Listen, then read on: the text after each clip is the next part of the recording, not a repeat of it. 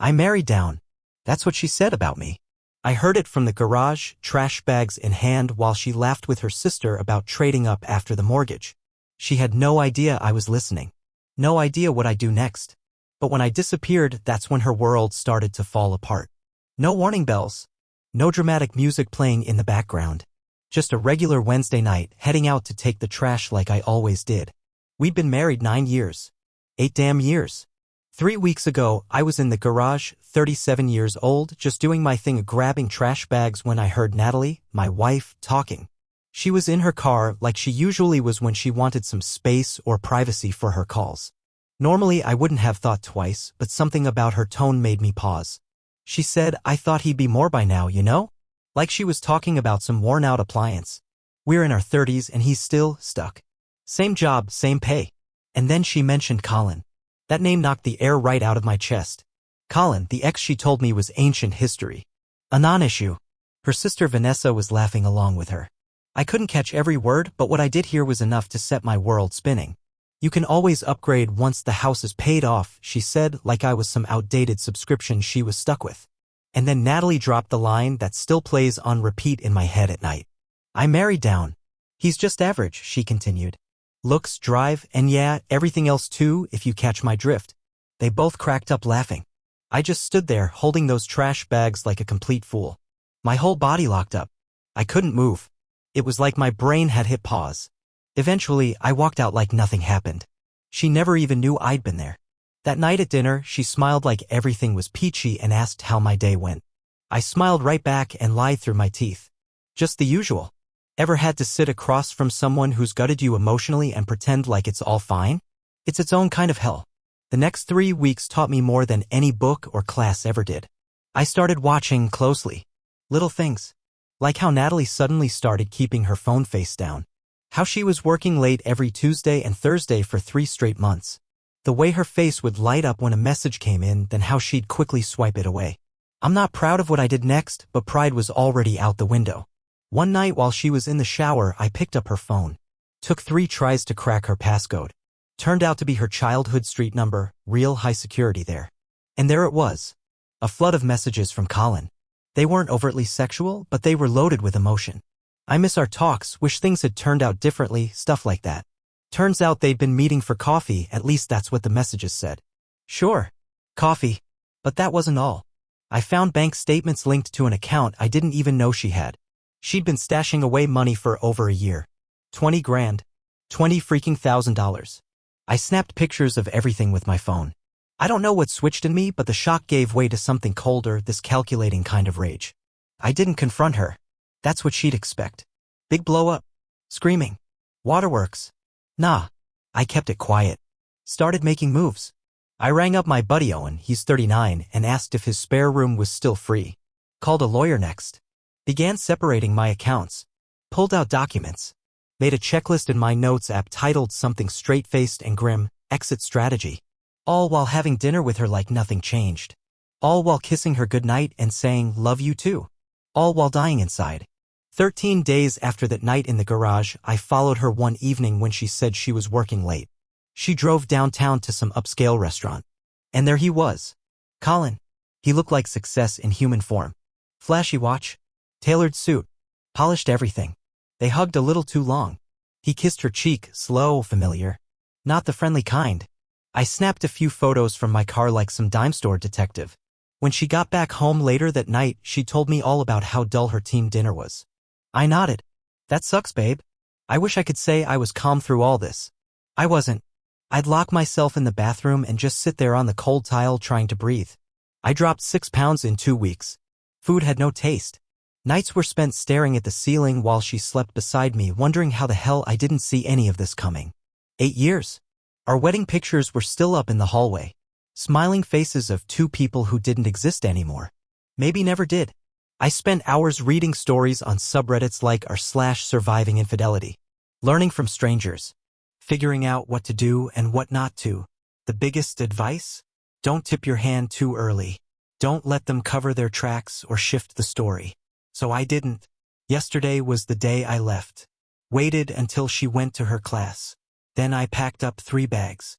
Clothes, personal stuff, documents. Left my wedding ring on the kitchen counter. No note. No explanation. Just gone. I drove to Owen Place, told him everything. He didn't try to fix it. Just nodded and said, "Spare room's yours as long as you need it." That's why Owen is my ride or die since 10th grade. I put my phone on silent. Watched the screen light up. 2:18 p.m. missed call from Natalie. 2:22. Text. "Where are you? Your car's gone." 2:25. Another missed call. 2:32. Text. "Are you okay? Please call me." 3:47. Missed call. 3:49. "I'm getting really worried. Just let me know you're alive." 4:25. Another missed call. 4:29. A voicemail. I didn't listen. Couldn't. Not yet. By nightfall, her sister started calling. Then mutual friends. My phone was going off like a damn fire alarm. At midnight, I sent one message. Just one. "I'm safe. Don't contact me for a while." She replied instantly. "What's happening? Please come home. We need to talk." I turned my phone off. It's been 24 hours now. Owen came home with takeout and we ate in silence, watching some dumb comedy show. He didn't press me. I appreciated that. I've started making lists. Who to call. What to handle next. How to split up 8 years of shared life. The lawyer, Jonas, said I did the right thing. Said it was smart to gather proof before bailing. That it could make all the difference. Tomorrow I'll get in touch with my bank. Change up all my passwords. Set up mail forwarding and start working through the mountain of tedious stuff that comes with untangling a shared life. You know what really gets me? For all the times Natalie complained about me being average, not once did she actually sit me down and say, "Hey, we need to work on things." Never brought up counseling. Never said, "I'm unhappy. Let's fix it." Nope. She skipped all that and went straight to Colin. Right to her backup plan. And that line about upgrading after the mortgage? That one's been bouncing around in my head nonstop. Like I was just a starter home she'd planned to sell off once she'd built enough equity. Well, surprise, sweetheart. The so-called average guy. He walked out before you could cash in. I turned my phone back on today. 16 missed calls. Just today. Texts. Voicemails. Messages from friends on social media asking what happened. She has no clue what I found. No idea I heard every word. I'm sure by now she's spinning some dramatic story about me losing my mind or going through some personal crisis. But let me be clear. I'm not breaking. If anything, my mind's finally stopped spinning. There's something strangely empowering about hitting rock bottom. When you've got nothing left to lose, clarity comes fast. And this is just the beginning. I haven't even started. Update 1. The support I've gotten online has been surprisingly helpful. Turns out thousands of strangers validating your pain makes a hell of a difference. It's been exactly 63 days since I walked out that door. 2 full months of rebuilding my life from the outside looking in while I watched Natalie's world slowly start to crumble. Someone asked me if staying silent was really revenge. Let me tell you, when someone's used to controlling the story, silence becomes pure psychological warfare. The morning after I left, I woke up on Owen's lumpy old guest bed feeling like I'd been hit by a freight train. For a second, I forgot where I was. Then everything came rushing back and I just laid there, staring up at some weird water stain on the ceiling that looked like a messed up map of Australia. My phone had blown up, 39 notifications. I ignored every single one. Instead, I made the most important call of the day to my bank. Turns out the timing was perfect. We had a mortgage payment $3,500 set to autodraft the next morning. I immediately froze our joint account, moved exactly half of our savings into a new account with just my name on it, and told the rep I was separating from my wife. The guy didn't even flinch. Sounded like he'd had that call 5 times already that day. While I was on the phone, Natalie messaged me. "The joint account is frozen? What are you doing?" I didn't reply. By lunchtime, I changed every password I had, contacted all the credit card companies, and redirected my mail to a rented P.O. box. Just your basic breakup protocol straight from those 2 insomnia-fueled weeks of research. Owen came home for lunch, WFH perks, and found me hunched over a spreadsheet, organizing everything we owned. All he said was, "I'm ordering food. You want anything?" That's the thing about real friends. They don't push you to talk when you're clearly not okay. They just show up. Week 1 was about financial separation. Not to screw her over, just to protect myself. Week 2, I focused on my body. Owen had a small home gym in his garage. Nothing fancy, just a bench, some adjustable dumbbells, a pull-up bar. I started with the lightest weights possible. Could barely get through 3 pull-ups without shaking like a leaf. But that physical pain? It matched the emotional wreckage. For the first time, something on the outside hurt as much as I did inside. By week 3, Natalie's messages had shifted tone. No more rage texts. Now it was all concern. Everyone's worried. Please tell us you're okay. Then came the pleading. Whatever's going on, we can work through it.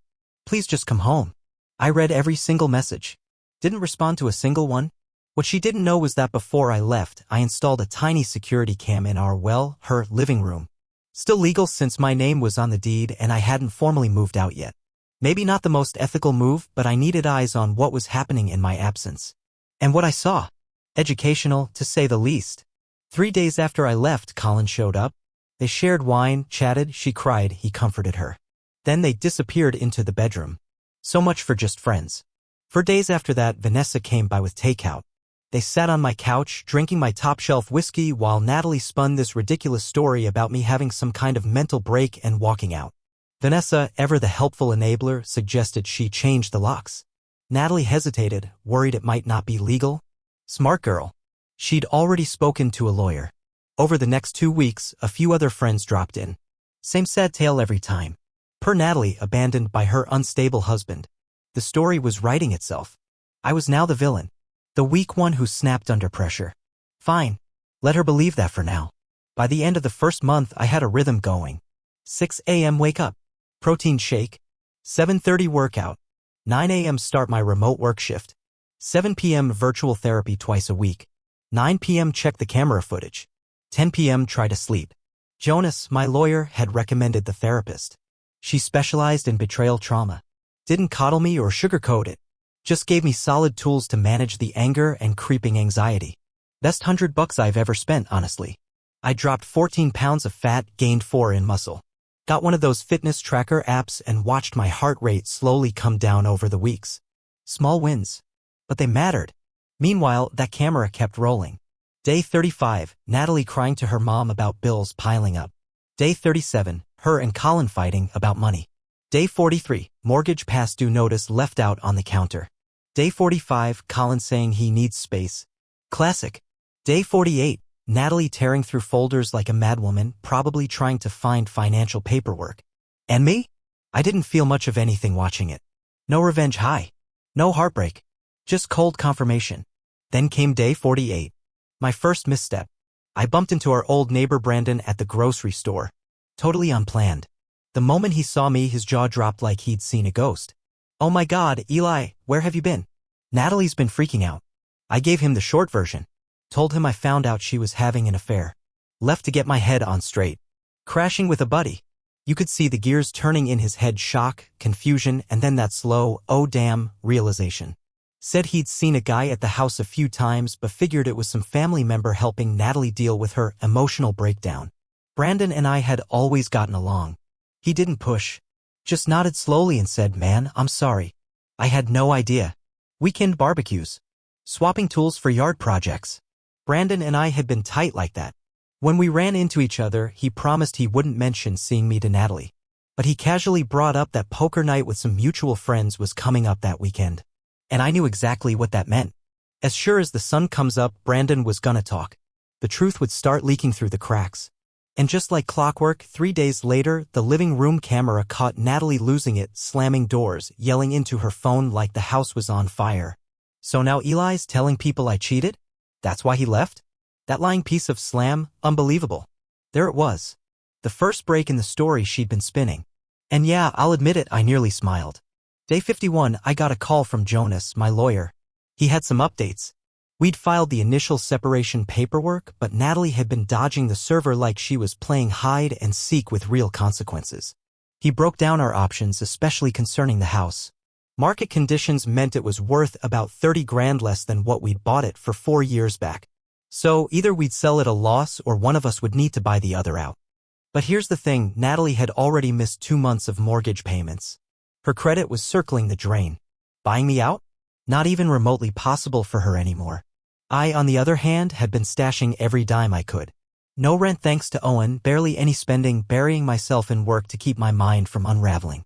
It wasn't enough to buy her out, but I had enough tucked away for a solid apartment once the dust settled.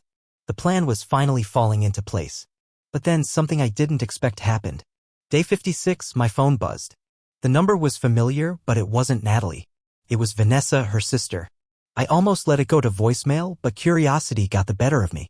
I picked up, didn't say a word. Her voice wasn't the same smug tone I remembered. This time it was shaky. Pleading even. You need to talk to Natalie, she said. This has gone too far. She's not eating. She can't sleep. I stayed quiet. She's not the monster you think she is, Vanessa kept going. She was just venting. Everyone says stuff they don't mean when they're upset. That's when I broke my silence. Just let out a short, dry laugh. Thing is, Vanessa, I said, people are usually at their most honest when they're venting. But hey, thanks for confirming I wasn't just hearing things in the garage that night. For a second, the line went dead quiet. Then I heard her say it under her breath, oh shit. Yeah. Oh shit is right. I ended the call. After that, everything shifted. Within hours, Natalie's messages went from guilt-trippy to panicked. I understand now. Please, we need to talk. I'm so sorry about what you heard. That wasn't what it sounded like. Please, Eli. After 8 years, we owe each other at least a conversation. For the first time in almost 2 months, I wrote back. No conversation. Divorce papers are coming. Sign them. She called me right away. I didn't answer. And then reality hit her in the face. A notice of foreclosure from the bank showed up in the mail. Turns out she hadn't been using that secret savings account to cover the mortgage after all. I don't know where the money went, but the mortgage company wasn't getting it. The camera caught her pacing the living room, crying into her phone, scrambling for answers. Colin? Nowhere in sight. Funny how fast those upgraded men vanish when things start getting messy. Day 70. The process server finally caught her at work and handed her the divorce paperwork. She came home, launched the envelope across the living room, then sat on the floor and sobbed for 40 minutes. I watched it all through the camera, feeling nothing. No victory. No relief. Just this hollow, numb sort of ache. Later that night, for the first time in 2 months, I drove past the house. It was 11 p.m. and I just wanted to see it once more. Lights were still on. Her car was in the driveway. But parked next to it was another vehicle I didn't recognize. Definitely not Colin's. So I waited. About 20 minutes later, a woman walked out, Tessa. One of Natalie's book club friends. They were never all that close before. Interesting. Once she left, I parked down the block, used my old key, yep, she still hadn't changed the locks, and let myself in. Just to grab the camera. I didn't need it anymore. The house smelled off. Looked off. Mail stacked up. Dishes left in the sink. A half-drunk bottle of cheap booze on the table. The tidy, curated home I used to share was now just messy. Like its owner. As I turned to leave, I heard a soft voice from the stairs. Oh my God. It was Natalie. Standing there in an oversized t-shirt, worn-out sweatpants, hair undone, eyes puffy and red. For a moment, we just stared at each other. You look different, she whispered. I nodded. 60 days of sleep and exercise will do that. She took a step toward me. I instinctively stepped back. I'm sorry, she said. I know you heard me that day. And I know about the camera. Tessa helped me find it. She looked down. I deserve this. All of it. But I didn't feel any rush of vindication. Just a bone-deep exhaustion. I tucked the camera in my jacket pocket and turned toward the door. Wait, she said, voice trembling. I know I don't have the right to ask this, but can we talk? Just once? Before it's all lawyers and signatures. I turned to look at her. Really looked. The woman I'd loved for 8 years. The woman who once called me mediocre behind my back and planned her exit before telling me a damn thing. Fine, I said. Coffee shop on Main. Tomorrow. 2 p.m. Come alone. Something like hope flickered across her face. I felt absolutely nothing. As I walked out, my phone buzzed 16 times in a row. Old missed calls finally pushing through. The cell signal in that house had always been garbage. 16 missed calls. Just like the day everything fell apart. Full circle. I drove off into the night, wondering what the hell I was even gonna say to her tomorrow. 61 days of silence, and now I needed to find the words. But this time it would be on my terms. Final update. I got to the coffee shop half an hour early. Not out of nerves, out of strategy. Needed the perfect spot. That corner against the wall, clear line of sight to the front door. Also needed a little quiet to get my head straight. The barista didn't even ask what I wanted. Just poured the usual black, no sugar. I'd been coming here daily for the last 2 weeks. Routine. Little anchors in a life that had turned completely upside down. While I waited, I scrolled through your comments on my last post. Opinions were all over the place. Don't meet her. It's a trap. Record everything. Ghost her forever, King. She's gonna try to guilt trip you. Stay strong. I appreciated every single message. But at this point, it wasn't about revenge. Funny how 2 months of burning rage can settle into something quiet. Still not forgiveness. Just clarity. She walked in at 1:58 on the dot, 2 minutes early. That was always her way. Punctual to a fault. It used to be one of those little things I loved about her. She scanned the cafe, her eyes landing on me. She paused. Right away, I noticed 3 things. She'd lost weight a lot. Her clothes looked like they were draped over her instead of worn. No makeup. Hair pulled back in a messy knot. The complete opposite of the polished woman she used to be. She was carrying a thick manila folder. As she approached, my brain drifted back to the first time I saw her.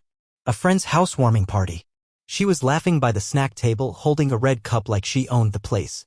That laugh had pulled me in like a magnet. That was 8 years and what felt like several lifetimes ago.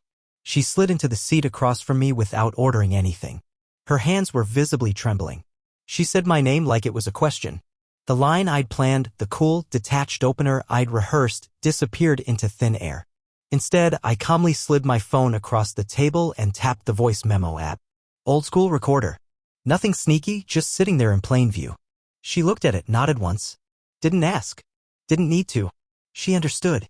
Then she started talking. And it wasn't what I'd expected. No tears. No dramatic apologies. No falling apart. I'd prepped myself for every emotional manipulation tactic the internet warned about. I had counter-responses ready. But none of that came. Her voice was quiet. Steady. Almost clinical. She told me she'd been seeing a therapist 3 times a week. Out of pocket, since our insurance didn't cover much. She opened her folder and slid out a timeline she'd put together. Our relationship from her perspective. The good, the bad, when things started to go sideways.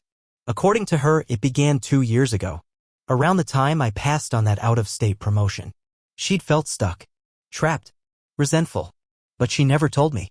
Never gave me a chance to respond. Instead of bringing it to me, she reconnected with Colin online. Just a few friendly messages at first. Then they met for coffee. Then, more. I listened, sipping my coffee as I studied her face over the rim of the cup. And the strange part? It all sounded so plain. Ordinary. No whirlwind romance. No secret affair novel. Just a series of selfish decisions made by 2 people pretending they were okay. She admitted the thing with Colin wasn't love. Just comfort. Escape. And the garage conversation? She didn't deny any of it. She said she was performing for Vanessa. Trying to sound like she had it all figured out, like she was bold, decisive, not the confused mess she really was. Vanessa had always believed she'd settled by marrying me. So, Natalie leaned into that image. Not an excuse, she said. Just background. I let her talk for nearly 25 minutes without interrupting. Then I reached into my own bag and pulled out my folder. The receipts. Bank records. Screenshots. Photos of her and Colin. I laid them out on the table slowly, calmly, like I was organizing tax documents. Her eyes went wide at the photos. You followed me? I shook my head. Security camera. Parking lot. Friend of mine works there. Total lie. But I wasn't about to give away my methods. Then I hit play on my phone. The recording from that night in the garage. Hearing it again, it was surreal. Like watching a train wreck in slow motion when you already know how it ends. I married down. He's just average. Her expression crumbled. This time, no excuses. No denials. I stopped the audio and finally spoke. I told her how those words had carved themselves into my brain. How they rewired the way I saw myself. How they tore a hole through what I thought we had. There's no coming back from that, I said. No version of us survives those words. She didn't push back. Just nodded barely. Then she opened her folder. Inside were mortgage statements, credit reports, and letters from the bank. The facts were ugly. We were $31,000 underwater on the house. Her credit score had plunged to 550. Mine, thankfully, was still hanging on at 735. The foreclosure process had already begun. Then came the twist I hadn't expected. No begging. No Hail Mary attempt to patch things up. Instead, she laid out a deal. She'd sign the divorce papers. No contest. She'd agree to sell the house. She'd even put the affair in writing. Take full responsibility so there'd be no fault in the legal process.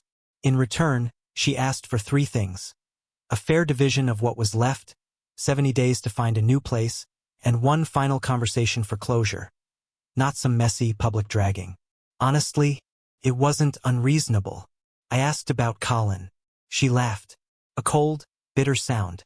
Said he ghosted her as soon as the foreclosure notices started piling up. Turns out his interest in her was directly tied to her financial situation. She told him he was pathetic before she blocked him. We both understood the irony without saying it. She hadn't called Vanessa in weeks either.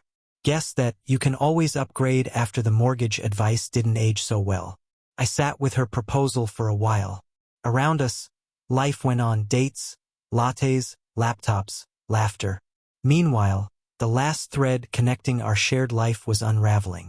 Eventually, I agreed with one condition: full financial transparency from here on out.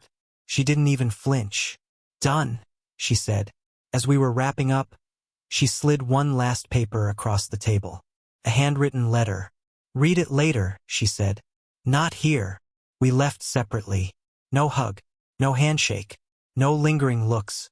Just 2 people who used to be everything to each other, now negotiating the fine print of goodbye. The next month was hell, administrative, drawn-out hell. Selling a house in foreclosure isn't like those home renovation shows. There's no fresh paint or sweet bidding wars. Just slash the price desperation and investors who smell blood. In the end, we sold at a $36,000 loss. Had to split the remaining debt down the middle. I borrowed from my 409k to cover my share. Natalie went to her parents, who, I later heard, were absolutely devastated when they found out what really happened. Closing day was cold.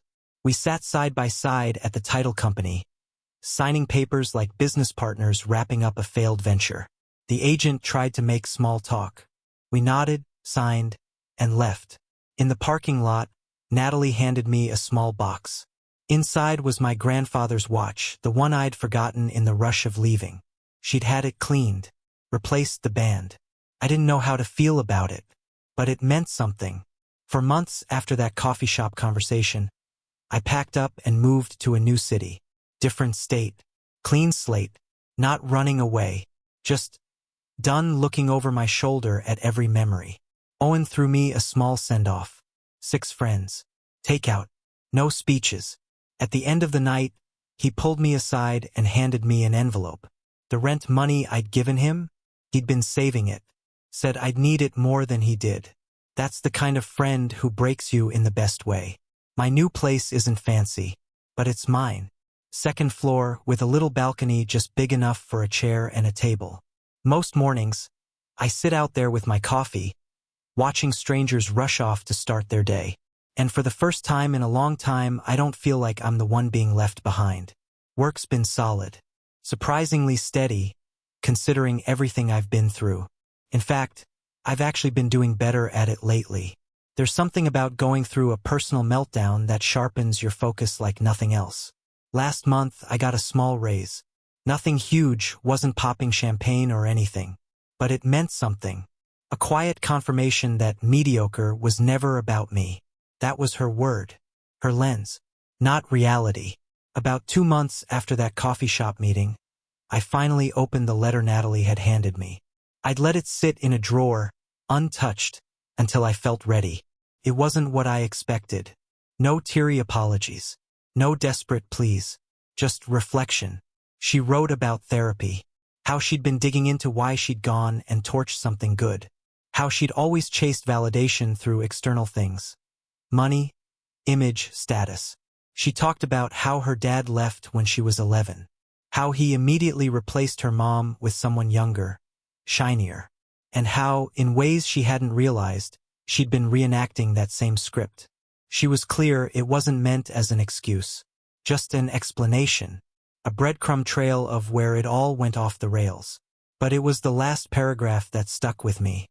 I know we can't undo the past, and honestly, we shouldn't try. But I want you to know that the person I became during our marriage, the woman who could say such cruel, hollow things about someone who loved her, that's not who I want to be. I'm trying to be better. Not for you. For me. Because I never want to be that person again. I didn't write back. Some doors need to stay shut. Then last week, something caught me off guard. I was at this local bookstore flipping through a non-fiction title, trying to look like I had taste, when someone said my name. I turned and there was Tessa, Natalie's friend. The one who'd helped her find the camera. Strangely enough, it wasn't awkward. She said she was in town visiting her brother. We ended up grabbing coffee at the shop next door. Talked for a couple of hours about books, random travel stories, how weird your mid-30s feel when half the people you know are having babies and the other half are having breakdowns. Not once did she bring up Natalie. And I appreciated that. That unspoken boundary meant more than she probably realized. As we were heading out, she mentioned she'd be back next month for her brother's birthday. Asked if I wanted to grab dinner while she was here. I said yes. Didn't overanalyze it. Didn't label it. It wasn't a date. But it wasn't not a date either. Just a flicker of something. Possibility. No pressure. No pretending. Just something that could be good or not, but on my terms this time. It's been 6 months since I stood frozen in that garage, trash bags in hand, listening to the woman I loved casually destroy me with a few careless words. 6 months of tearing everything down and slowly building something new. Some quick updates for those who followed along through this whole mess. Natalie moved in with Vanessa at first, but that lasted a whopping 21 days before they had a screaming match that ended the whole arrangement. She's in a small apartment now, working 2 jobs to get her finances back in order. As for Colin, he tried to make a comeback after the house sold. She blocked him on every platform. Therapy's been helping me more than I expected. My therapist told me my progress has been remarkable, though I still have those moments. The ones where her voice echoes in my head, mediocre man with average everything. But those moments? They're fewer now. Quieter. They don't stick around like they used to. I kept up the gym routine. I'm up to 12 pull-ups now. No more shaking like I'm about to pass out. Small wins. Owen drops by once a month. Says my new place has bachelor pad energy, but in a good way. Which means a lot coming from a guy whose apartment has 1 fork and 3 gaming chairs. I also signed up for a photography class at the local community center. Always said I'd try it, finally followed through. Why'd I wait so long? Betrayal doesn't just wreck your relationship.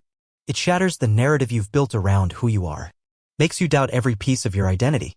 But maybe that's not entirely a bad thing. I'm not the same guy who stood stunned in that garage, clutching a couple of trash bags like they were lifelines. That guy measured his worth through someone else's eyes. Let someone else define what he was or wasn't. The man writing this? He doesn't live like that anymore. I'm not saying I'm fully healed. I still have nights where I stare at the ceiling, replaying the same damn conversations. I still have mornings where I instinctively reach across the bed before remembering, yeah, nobody's there. But most days? Most days are just days. Work, gym, dinner, streaming something dumb, group texts with Owen and the guys. Quiet choices that are mine to make. And maybe that's the real win. Not revenge. Not some grand comeback story. Just a life that belongs to me. Not flashy. Not tragic. Just real. Just mine. And you know what? That's enough.